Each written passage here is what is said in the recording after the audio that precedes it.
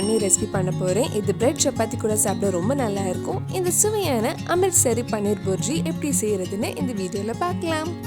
First ஒரு பேனில் 2 table spoon கடலை மாவு வறுக்கலாம். ரொம்ப நேரம் வறுக்க வேண்டாம், நல்ல வாசம் வர வரைக்கும் வறுத்தா போதும்.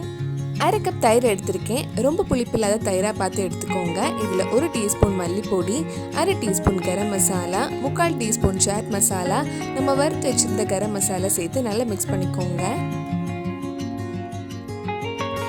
இப்போ ஒரு பேனில் கொஞ்சமாக எண்ணெய், 1 டேபிள் ஸ்பூன் பட்டர் ஆட் பண்ணுறேன்.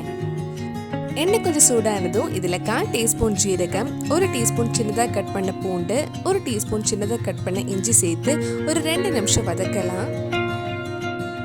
2 நிமிஷம் வதக்கினதுக்கு அப்புறம் இதில் சின்னதாக கட் பண்ண 2 பெரிய வெங்காயம் சேர்த்து வதக்கிக்கோங்க. நம்ம சேனலில் இதுக்கு முன்னாடி நிறைய வெஜ் ரெசிபி, பன்னீர் ரெசிபிஸ் எல்லாம் பண்ணியிருக்கேன். நீங்கள் இன்னும் அந்த ரெசிபிஸ் எல்லாம் பார்க்கலன்னா அதோட லிங்க்ல டிஸ்கிரிப்ஷனில் இருக்க, மறக்காம அந்த ரெசிபிஸும் போய் பாருங்க. வெங்காயம் வதங்கினதும் இதில் தேவையான அளவு உப்பு, 1/4 டீஸ்பூன் மஞ்சள் பொடி, 1 டீஸ்பூன் மிளகாய் பொடி ஆட் பண்ணி அந்த மிளகாய் பொடி மஞ்சள் பொடி பச்சை வாசம் போகிற வரைக்கும் கொஞ்சம் நேரம் வதக்கிக்கோங்க. பச்சை வாசம் போனதுக்கு அப்புறம் இதில் சின்னதாக கட் பண்ண 2 தக்காளியும் சேர்த்து வதக்கலாம். தக்காளி நல்லா வதங்கி சாஃப்ட் ஆனதும் லோ ஃப்ளேமில் வச்சுருங்க.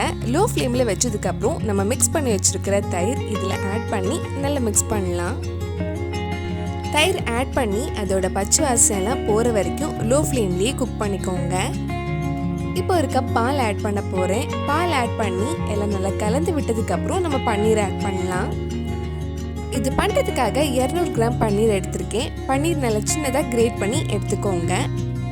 வீட்லேயே ரொம்ப ஈஸியாக பன்னீர் செய்யலாம். அதுவும் இதுக்கு முன்னாடி நம்ம சேனலில் போட்டிருக்கேன். அதோட லிங்கும் கீழே டிஸ்கிரிப்ஷனில் இருக்குது. பன்னீர் ஆட் பண்ணி மிக்ஸ் பண்ணதுக்கப்புறம் லோ ஃப்ளேமில் 5 நிமிஷம் வைக்கலாம். இது கொஞ்சம் கெட்டி ஆயிடுச்சுன்னா இன்னும் கொஞ்சம் தண்ணி இல்லைன்னா பால் ஆட் பண்ணலாம். உங்களுக்கு எந்த கன்சிஸ்டன்சியில் வேணுமோ அதுக்கு ஏற்ற மாதிரி நீங்கள் பால் ஆட் பண்ணிக்கோங்க.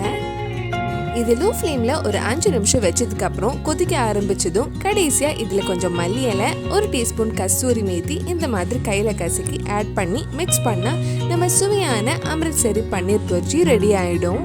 இது பிரெட், ரொட்டி, சப்பாத்தி கூட எல்லாம் சாப்பிட ரொம்ப நல்லா இருக்கும். கண்டிப்பாக நீங்களும் இந்த ரெசிபி உங்கள் வீட்டில் செஞ்சு பாருங்க. பிடிச்சிருந்தா இந்த வீடியோவை லைக் பண்ணுங்க, உங்கள் ஃப்ரெண்ட்ஸ் அண்ட் ஃபேமிலிக்கு ஷேர் பண்ணுங்க. வேறு நல்லா பண்ணி ரெசிபி நம்ம சேனலில் ட்ரை பண்ணலான்னு கீழே கமெண்ட் பாக்ஸில் சொல்லுங்க. நீங்கள் இன்னும் என்னோட சேனலை சப்ஸ்கிரைப் பண்ணலைன்னா மறக்காம சேனலையும் சப்ஸ்கிரைப் பண்ணுங்க. கூடவே அந்த பெல் ஐக்கனும் ப்ரெஸ் பண்ணால் நான் புது வீடியோ போட்ட உடனே உங்கள் ஃபோனுக்கு நோட்டிஃபிகேஷன் வந்துடும்.